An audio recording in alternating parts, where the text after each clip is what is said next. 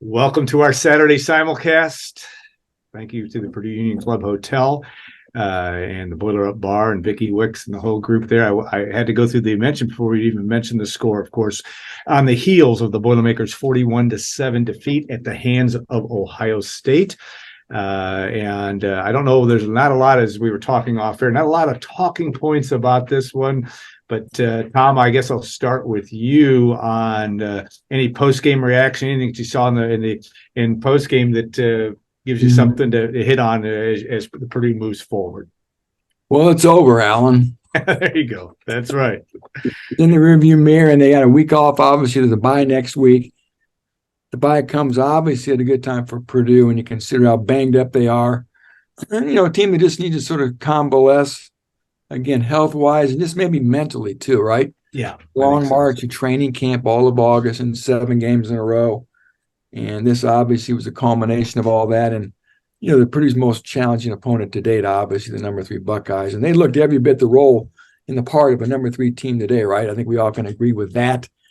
Purdue has a season low, 257 yards of offense, allows a season high, 497 yards, guys. And right from the jump, as they say, this thing got off the rails with a nice drive to open for Purdue, right? And they missed. I know it was a 48-yard field goal, but they missed it. And then on we go. The Buckeyes really couldn't be stopped, to be honest with you. It should have been 28-0 at halftime. Uphill battle all day, guys. And for Purdue, like I said, the best thing is they get this week off. And, Ron Walters did, too, talk about this gives you a sense of how much room they have to make up as far as trying to catch up and even be on the same dais as a program like Ohio State. So nobody's surprised Purdue lost. But, again, it just reminds everybody of the work that still has to be done in West Lafayette. Yeah, I think Ohio State obviously had a chance for a touchdown there. They fumbled in the end zone. Though Purdue gets down to the 1-yard line. I think one of the things that's been is troubling is you gotta, when you're trying to get a program and raise its whatever it is from a foundation, you gotta handle the low hanging fruit well. And even missing field goals or not scoring points at times where the game was not going to be in doubt, even if it was 20-7 at the half, but still some disconcerting things that at least, if anything, kind of rankled the fans that were in the stands. You need to punch it in there. You need to score. You need to convert your field goals. But the game wouldn't have turned if Purdue would have scored there, but you give yourself some momentum. You give yourself a chance to get into the second half and, maybe carve into it a little bit. And, the night before, Stanford came back from 29 points down. Not saying that would have happened, but you just give yourself a chance. But the short yardage situations have been a season-long problem. And, with the way that they're banged up on the offensive line, that plays a role. There's other things that play a role into it. But that's an area that just hasn't, in my mind, improved enough to make Purdue a strength in that area. And they've got to figure out ways to make that a strength if they're going to run the table in those 4 games they need to win to get to a bowl game. I know that's a big ask, but they've got to, to me, they got to show something here in the second half of the season that they can handle short yardage situations from an offensive standpoint. It's going to be harder now that you keep losing offensive linemen. Yeah. And again, that plays a big role into this whole thing, but something else needs to be done there, I think, to kind of help this team get over that hump, because it has become an obstacle for them that they haven't been able to overcome enough to make it successful. Tom, Moose's injury does not look good. Yeah. You lose two of your best better offensive linemen, I should say, or at least experienced ones. And that may not get fixed in 2 weeks. It doesn't look like, though it's hard to know for sure. But that part of it, offensive line play, has been absolutely killer or critical. It is for any good football team. But that's a thing that I just don't know. It's going to be tough to get that ready to go, even when you head to Lincoln. Yeah, you're right. We're not sure the total extent of Moose's injury. He was helped off the field by two people. Didn't look good. Maybe the time off will help. So, of course, Marcus Bowe's already out for the season, right? Those are your two number one tackles. Purdue could be down a backup guard, Luke Griffin, who'd started to play a bigger role on the right side. Ryan talked about his injury a little bit. He thought it was going to be pretty serious. So he was a nice depth player for you. So it's been on and on with this line all year, right? Daniel Johnson's finally back. He's a tackle, which should help. But, yeah, it's been a struggle.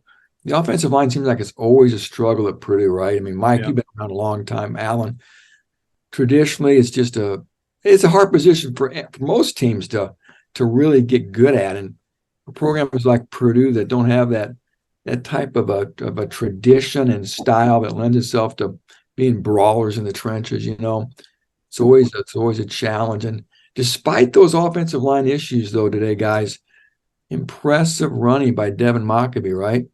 110 yards, 6.1 yards per carry, 2 games in a row. He had 20 carries for 89 yards last week. No fumbles, right? Yeah. Last 2 weeks. So Mockabee looks like Mockabee again, which is a good sign for Purdue. Yeah, I don't think there's any doubt about that you got, he's been a bright spot. Said in Ohio, he had more yards than any Ohio State opponent this year. First guy to run. We have to remind Ohio State fans, which aren't a lot of them will be watching this podcast, but it was the first 100-yard guy since Donovan Edwards put, I think, 216 on him last year in the game in the loss to Michigan. But Mike, focus and the ability to, coaches have to find ways to adjust and find ways to make it happen. And we still talk about this program and where it is. It's trying to build that foundation, and you do that by playing hard all the time, which I thought, at least from what I saw today, they were still playing hard. That wasn't an issue. But you also got to find a way to have enough success in those last 5 games to keep the fan base engaged and keep people believing that your program's moving the right way. I mean, how do you view that as the Boilermakers enter in to the last week of October and then the November schedule? Yeah, I mean, that's going to be the key. And the next game it's not their season, but it's pretty close. It's pretty close as far as getting to a bowl and stuff like that. And now you get back to your level of competition with Nebraska. I mean, Nebraska hasn't been world beaters this year, but Purdue and Nebraska is going to be shorthanded in some ways because injuries take their toll on every team. But Purdue's going to be in a situation where they're digging deep in the depth chart, especially on the offensive line and some other positions. Maybe you get Tyrone Tracy back in 2 weeks. Maybe you get some other guys back that have been banged up. But yeah, they need to take a step forward here. I think, one of the good things today was that Hudson Card made it through the game. He was able to play. Now he gets an extra week off to maybe heal up a little bit, and that should help. You got some other guys that need to get back and help this team. And, what's in front of them is in front of them, and they've got to take advantage of that when they go to Lincoln to play Nebraska. Yeah, Tom, there are liars, damn liars, and statisticians when you talk about a game like this. But maybe the other thing in that factor, only 3 sacks today. Now, that isn't great. But the fact that, they had 6 last week against Iowa. But I thought Hudson Card did some good things. I know he had a 41% completion percentage today. That's not what you need it to be. But I thought he threw the ball away a couple times when he looked like, and even the times he was sacked, I didn't think he had a chance. I may be wrong on that one. You guys may disagree, but had a chance to throw it away. But again, you got to take baby steps. And I think Hudson Card is a very good can be a very good quarterback. He just has got to continue to grow into that in a tough situation where he's got an offensive line that really can't protect him consistently. Yeah, very good Ohio State defense you saw today too, obviously, from front to back. One of the best defenses in America. Yeah, I thought he had a nice run there too as well. Yes, he did. 13-yarder. Like you said, again, guys, the big plays are just not there. No real plays downfield and in the run game or the pass game. It's I know, again, Ohio State's a very good defense, but those explosive plays, you got to have them, and they're just absent, seems like on a weekly basis for Purdue. So, yeah, but again, like you said, down to your point, Hudson Card, I thought did play well. He said he felt pretty good this week after, I think it was a challenge to get to the field last week at Iowa. So he can use his time off as well. And somebody else who Ryan Walters mentioned may be back is Ben Freehill. And we know the That'd be issues. good. We know the issues with field goals today, right? 0 for 3. And it's just like you said, those field goals weren't going to make a difference, win or lose. But gosh, I mean, they're just deflating, right? And especially at the end of the half. And yeah, just deflating, and you feel bad for Macias. Crockover came in. Shout out to Crockover. Kicked the PAT, then some go like this on his forehead. So again, they got to get this kicking thing figured out. You know, they're 3 of 9 on the season in field goals as a team. Yeah. And again, Freehill, hopefully, like I said, Walters talked about him maybe being back. As you know, guys, we know the make or break games here could come down to a field goal, right? In one of these games. So you got to be able to hit that field goal. And here we are halfway through the season, and the field goal kicking is still very much a question mark and very much a weakness. Yeah, this will be our last chance at grasping for straws on this Zoomcast, but I'll grasp for another one. Mershawn Rice, Tom, you tweeted about that. You know, we had a Mershawn Rice, and I'm sure it felt good for Mershawn being an Ohio kid and having to, Ohio State hasn't had many plays over 30 yards against him, right? And he had a 35-yard reception this week. Right. Mike, I know we're not going to put Mershawn Rice into his stepfather's, Jerry Rice's words. Yeah, no, and he's not his stepfather. I'm just kidding. But talk about that and just the need for somebody to stretch the field is absolutely going to be critical but I don't know how you're going to get it before the end of the season either. No, I mean, there's, Mershawn's been hurt most of his career, and it's been a struggle for him. And, he's got the body type. He's got the athleticism. He does. And not only does Purdue need somebody to stretch the field, they need a big body out there. And, and that's something that this program has had the last few years, but doesn't have this year. But, maybe the bye week gives Mershawn a chance to get more in the rotation a little bit. I mean, it can't hurt. Yeah.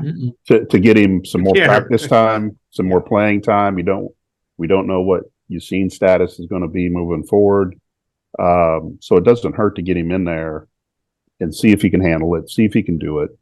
And you are grasping a little bit at this point, just trying to find some playmakers.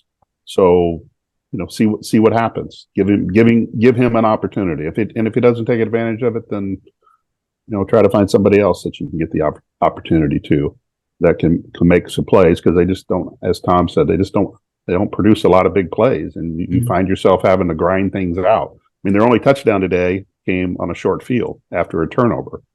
So they're not sustaining drives. They're not being able to, the more plays you run, the more mistakes that are going to happen. Yeah. So you need to get a big play every once in a while to get on the scoreboard. And Purdue had a few of those early in the season, but they've kind of disappeared now. Yeah, no question. Yeah. All right, I know that Tom and Mike in some fashion too will be evaluating the Boilermakers through 7 games.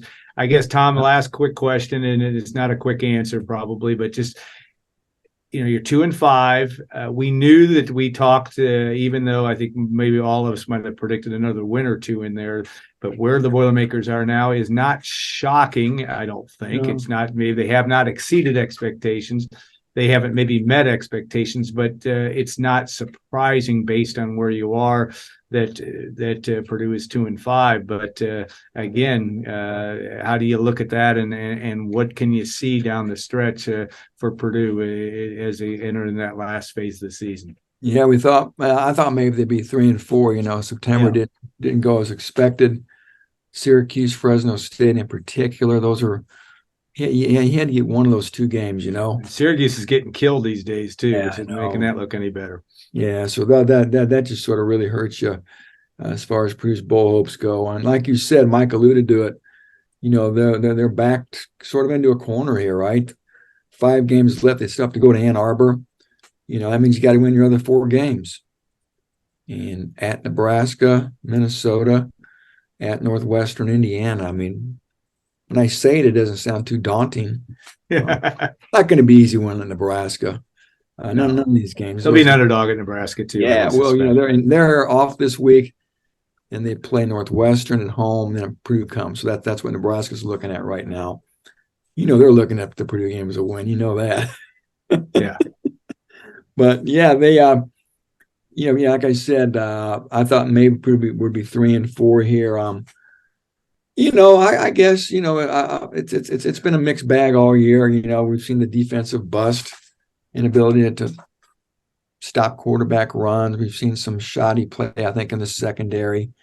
And then they've had a few injuries here or there. I mean, offensively, right, guys? I mean, today the passing game never really took flight. The injuries on the offensive line, the receivers really struggle to get a lot of separation and make big plays. It's been a little bit of everything. And I guess, again, this is a program in transition, so it's all not a total shock. It's a very tough schedule as well. We'll see. Like I said, it's going to be an interesting next 5 weeks after this bye. And we mentioned off the top here that Purdue can really circle the wagons here, reevaluate itself, maybe get some players back for this stretch run. All right. Last word, Mike. Any words of wisdom? I know your eyebrows just raised because you thought I was going to leave you off the hook here, but tell me. I mean, give us something here in this last little bit. Not. The evaluation of where things are. Is it as simple as what we've been talking about? You just got to see how they do in the last 5 games. Is that the way you look at it, or where are you? Yeah, I was hoping you wouldn't call on me again. I don't know what else I got to add. We're not paying you enough for this. Yeah, I'll agree with that. I know you will. But now's the time where you got to find some parts, some pieces to replace the people that are injured, and just kind of see what you have. It's not, you're not in full evaluation mode for next year, but you've got to figure out. I mean, you've got to put an offensive line out there. You've got to put 5 guys out there. I mean, you can't go with 4. You can't go with 3. You can't say Gene Hackman and Hoosier say, well, that's my team out there. So I mean, you've got to have 5 out there. And where do you go to get those 5? And how do you've got to coach them up. You've got to get them ready to go. And that's going to be the challenge. And the other part of it too, you're still dealing with a young staff, and what experiences do they draw on in a situation to try to keep things together, try to find the best combination and solutions you can in this situation. So there's a lot of moving parts. There's a lot of things that are going on, a lot of still learning, trial by fire type of things, I think, in this season, which to me, it's been a season long thing where, this was going to be a tough road to come together anyway, because you had so many new faces out of the portal. You had a brand new coaching staff. And at the end of the day, it may not come together as people wanted or people hoped, but we've seen signs of it. But there's still, I think, a lot more that needs to come together for this team to potentially win the 4 games that they need to win to get to a bowl. All right, well said. And guys, we went over our 12 minutes, but we appreciate your time. And we'll look forward to more of the same after that big game in Nebraska here in a couple of weeks, guys. Thanks to all of you for watching and listening. And reminder, you can subscribe to this outfit called goldenblack.com. We'll treat you nice if you do. Please consider doing that as well. Some specials still going on for new subscribers. We appreciate any consideration there. I want to also thank the Union Club Hotel, Boiler Up Bar, and the 811 Bistro. Great places to hang out if you're a Purdue fan. So guys, have a great rest of your weekend, and a lot of good coverage still to come on goldenblack.com. And Brian Newbert, I will offer his wisdom after this game, and also be talking about that sport called Purdue basketball, which may be a respite a little bit for Purdue fans, at least during that bye week. So have a great week, everybody. Thanks again for watching and listening. We'll see you on our Saturday simulcast in a couple of weeks.